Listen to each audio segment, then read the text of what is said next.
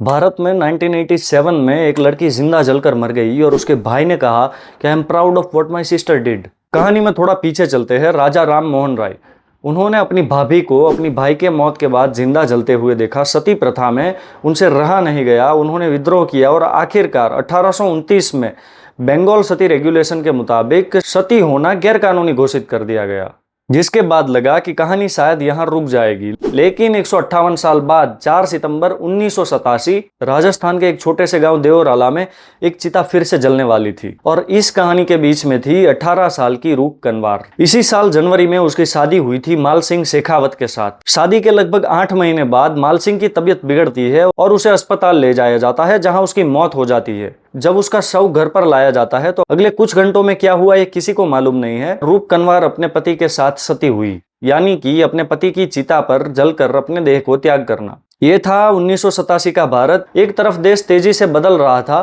दूसरी तरफ देवराला में रूप कंवार की सती होने की बात सुनकर हजारों लोगों की भीड़ वहां पर मौजूद हो गई थी। 13 दिन बाद वहां हुए चुनरी महोत्सव में लाखों लोग वहां पर पहुंचे, ऐसी खबरें सामने आई।